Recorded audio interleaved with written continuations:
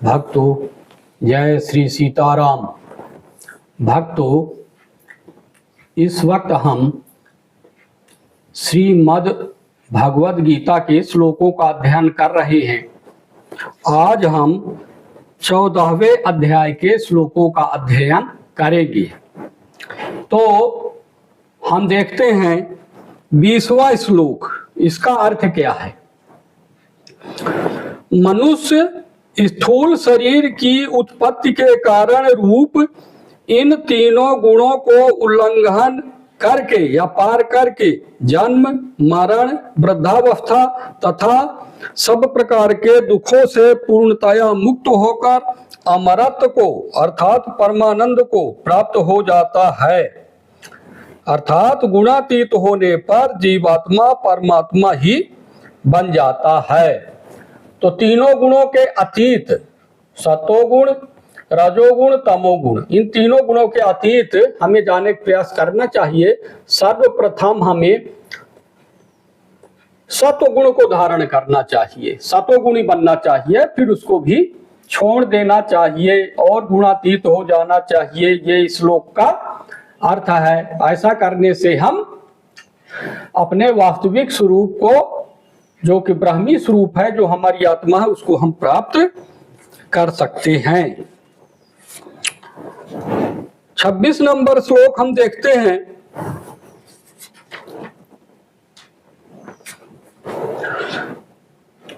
और जो मनुष्य अनन्य भक्ति रूप योग के द्वारा मुझको भजता है, वह इन तीनों गुणों को भली भांति लांघ कर ब्रह्म को प्राप्त होने के लिए योग्य बन जाता है। जो मनुष्य अनन्य भक्ति योग के द्वारा, यानी भक्ति योग का महत्व बतला रहे हैं कि जो साधक मेरा अनन्य भक्त बन जाए, यानी भक्ति योग को धारण कर ले और अनन्य भक्ति रूप योग के द्वारा मुझको निरंतर भाजे, मेरा स्मरण करे, मेरे नाम का जप करे, तो वह तीनों प्रकृति के गुणों को लांघ जाएगा, पार कर जाएगा और ब्रह्म को पाने के योग्य बन जाएगा। तो ये 14वां अध्याय था। अब हम आते हैं 15वें अध्याय में। 5वां श्लोक, जिनका मान और मोह नष्ट हो गया है, जिन्होंने आसक्ति रूप दोष को जीत लिया है, जिनकी परमात्मा के स्वरूप में नित्य स्थिति है और जिनकी कामनाएं पूर्ण रूप से नष्ट हो गई हैं, ऐसे वे सुख दुख नामक विरोधी युगलों से सर्वथा अप्रभावित ज्ञानी जन उस अविनाशी परम धाम अर्थात ब्रह्म को प्राप्त होते हैं।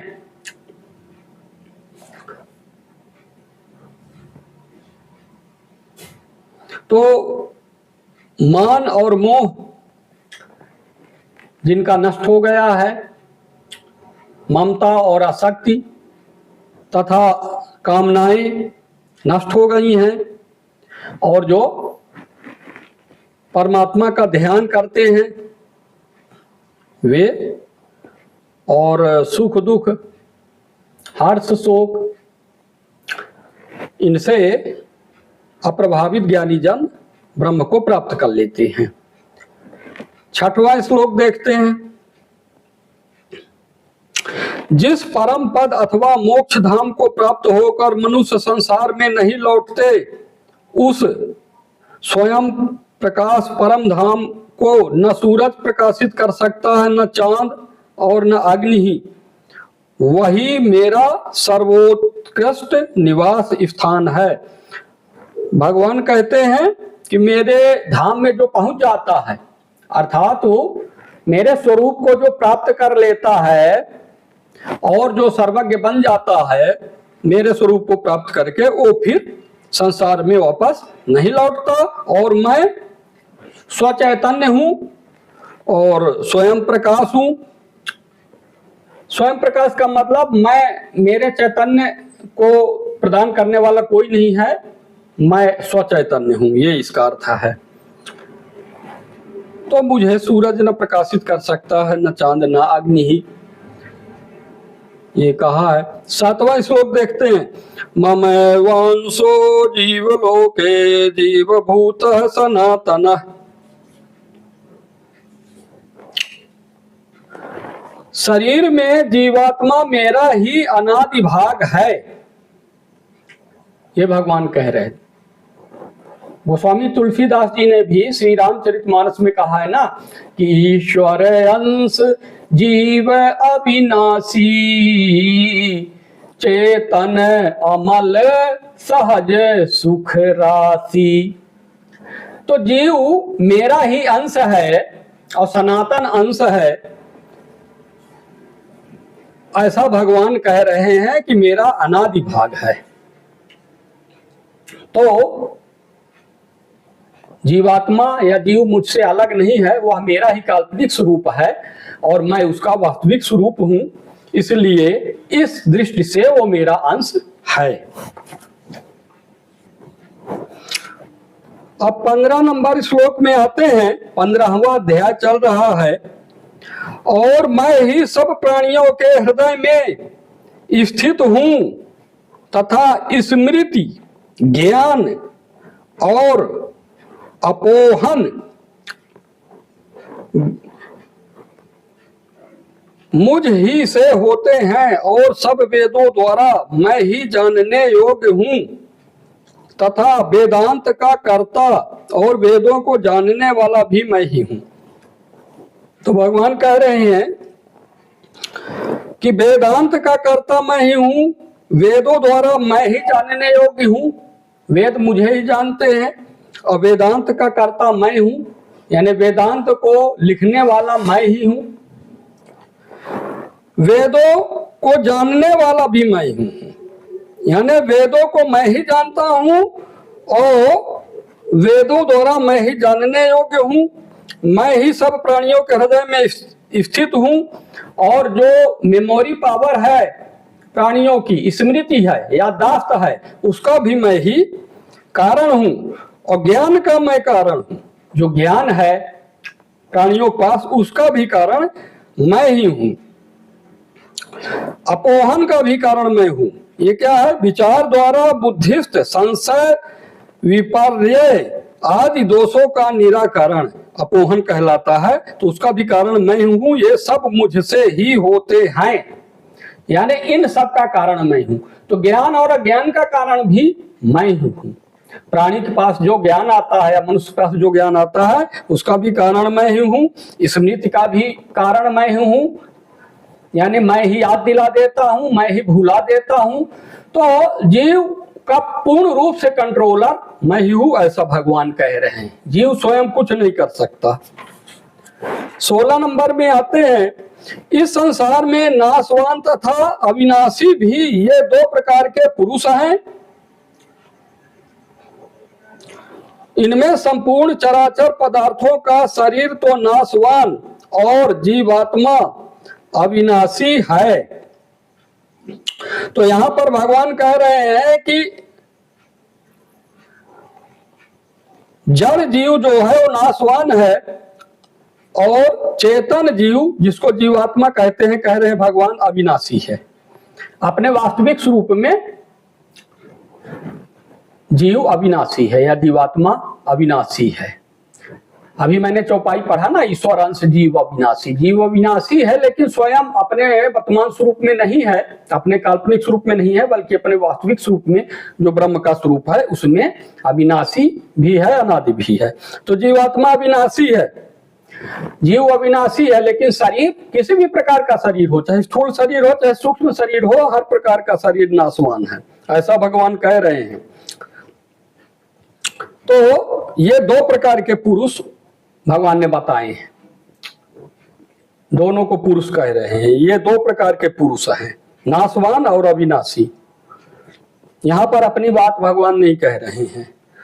अब आगे 17 नंबर में आते हैं।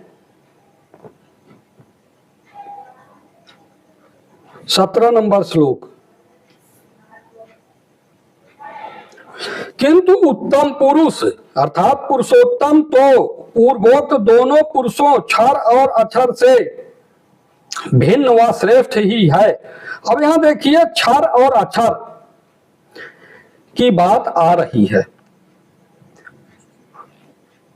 ऊपर भी यही कहा गया है, क्षर जो नष्ट हो जाए, जिसका क्षय हो, अर्थात शरीर, चाहे स्थूल शरीर हो चाहे सूक्ष्म शरीर हो, ये दोनों क्षर हैं, जड़ जीव जिनको हम कहते हैं। और अक्षर कौन? अक्षर से मतलब है जीवात्मा या जीव, जो कि चेतन प्रतीत होता है। तो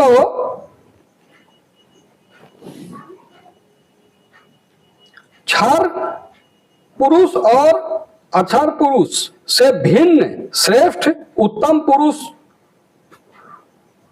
जिसको पुरुषोत्तम कहते हैं, वो हैं। और वो मैं ही हूं। अपने आप को पुरुषोत्तम कह रहे हैं और क्षर और अक्षर को पुरुष कह रहे हैं, यानी जड़ जीव और चेतन जीव को पुरुष कह रहे हैं। तो इन दोनों से उत्तम पुरुष जिनको पुरुषोत्तम कहते हैं, वो मैं हूं। इसका अर्थ ये है, जो तीनों लोकों को पूर्णतया व्याप्त करके समस्त चराचर जगत का धारण पोषण करता है और अव्यय, अव्यय का अर्थ होता है अविनाशी, ईश्वर एवं परमात्मा ऐसे नामों से शास्त्रों में कहा गया है। यानी अपनी बात कर रहे हैं कि मैं ही परमात्मा हूं, मैं ही ईश्वर हूं, मैं ही अविनाशी हूं और मैं इन दोनों से श्रेष्ठ हूं। किससे? जड़ जीव और चेतन जीव। जड़ जीव क्या है? स्थूल शरीर और सूक्ष्म शरीर, ये दोनों जड़ जीव हैं, कहलाते हैं। और जड़ कुछ भी हो, पर्वत है, समुद्र है, नदियां हैं, पृथ्वी है, जितने ग्रह हैं, ये सब जड़ जीव कहलाते हैं, क्योंकि ये जड़ हैं। और शरीर भी जड़ है, स्थूल शरीर और सूक्ष्म शरीर भी जड़ है और सूक्ष्म जगत भी जड़ है। तो सूक्ष्म जगत में जितनी चीजें होती है वो सब जड़ है, सूक्ष्म जगत भी जड़ है। हालांकि सूक्ष्म जगत हमें इन स्थूल आंखों से दिखाई नहीं दे सकता, यही नियम है। तो यहां पर देखिए 7वें अध्याय के 4 एवं 5वें श्लोकों में जो अपरा एवं परा प्रकृति से नाम से कहे गए हैं। अपरा और परा, अपरा का मतलब है शरीर, स्थूल और सूक्ष्म, और परा का मतलब है जीव या जीवात्मा, जो कि चेतन है। 13वें अध्याय के पहले श्लोक में क्षेत्र एवं क्षेत्र के नाम से कहे गए हैं। क्षेत्र का अर्थ वही है जड़ जीव, यानी जड़ शरीर, और क्षेत्र के का नाम है चेतन जीव, चेतन जीवात्मा। और यहाँ पर क्षर और अक्षर कहा गया है। क्षर, क्षर माने जिसका क्षय हो, जो नष्ट हो, प्रतिक्षण जिसमें परिवर्तन होता रहता है, उसको क्षर कहते हैं। अक्षर तो क्षर जो है जड़ जीव है, अक्षर जो है चेतन जीव है, जड़ जीव शरीर। तो ये यहाँ पर बताया गया है कि यही समझना चाहिए। तो जो 2 प्रकार के पुरुष अभी 16 नंबर श्लोक में कहे ना कि नाशवान और अविनाशी, तो ये जड़ जीव यानी जड़ शरीर या सूक्ष्म शरीर, स्थूल शरीर, सूक्ष्म शरीर, जड़ शरीर है, ये नाशवान है, और जीवात्मा जीव अविनाशी है अपने वास्तविक स्वरूप में। तो ये 2 प्रकार के पुरुष कहे गए हैं। 18 नंबर में आते हैं, क्योंकि मैं नाशवान जड़ वर्ग, नाशवान जड़ वर्ग, क्षेत्र जिसको कहते हैं जड़ वर्ग, जड़ वर्ग का परिवर्तन प्रतिक्षण होता रहता है और एक दिन पूरी तरह से वो नष्ट हो जाता है। जड़ वर्ग को पार किए हुए हूं। देखिए फिर से, क्योंकि मैं नाशवान जड़ वर्ग नाशवान है, यह क्षेत्र है और इसी को कहते हैं अपरा, इसी को कहते हैं क्षर। क्षर, अपरा और क्षेत्र इसके नाम है, यह जड़ जगत है और जड़ जगत में शरीर भी आते हैं। जड़ वर्ग को पार किए हुए हूं मैं, इस नाशवान जड़ वर्ग को, अर्थात इनसे मैं सर्वथा परे हूं, जड़ वर्ग से सर्वथा परे हूं तथा माया में स्थित अविनाशी जीवात्मा जिसको क्षेत्रज्ञ कहते हैं से भी अतिश्रेष्ठ हूँ। यानी क्षेत्रज्ञ जो कि जीवात्मा है या जीव है जो कि चेतन है उससे भी मैं अतिश्रेष्ठ हूँ। इसलिए संसार में वेद शास्त्रों में पुरुषोत्तम नाम से प्रसिद्ध हूं, मुझे पुरुषोत्तम कहते हैं, ऐसा भगवान कह रहे हैं। अब हम 16वां अध्याय इसमें आते हैं। 12वां श्लोक देखते हैं। आशा की सैकड़ों फांसियों, आशा की सैकड़ों फांसियों से बंधे हुए, यानी पासों से बंधे हुए, रस्सियों से बंधे हुए आशा रूपी। इस संसार में बहुत सारी आशाएं मनुष्य करता है, जीव जंतु करते हैं, तो वही बात है। आशा की सैकड़ों जो रस्सियां हैं, डोरियां हैं, वे आसुरी भाव युक्त मनुष्य काम क्रोध का आश्रय लेकर, आसुरी भाव युक्त मनुष्यों की बात हो रही है, काम क्रोध का आश्रय लेकर विषय भोगों के लिए अन्याय पूर्वक अर्थात अनुचित तरीके से धनादि पदार्थों के संग्रह करने की कोशिश करते रहते हैं। धन असत्य के मार्ग पर चलकर कमाते हैं और इकट्ठा करते रहते हैं। वे आसुरी प्रवृत्ति वाले लोग हैं, विषयी लोग हैं, और काम क्रोध मद लोभ मोह और मत्सर इन दोषों से ग्रसित रहते हैं। तो इस प्रकार के लोग होते हैं इस संसार में, ऐसा भगवान कह रहे हैं। 21 नंबर में आते हैं। काम क्रोध और लोभ ये आत्मा का नाश करने वाले अर्थात उसे अधोगति में ले जाने वाले 3 प्रकार के नरक के द्वार हैं। काम क्रोध और लोभ 3 नरक के द्वार हैं, इनके रास्ते आदमी नरक में जाता है, यानी दुख को प्राप्त होता है।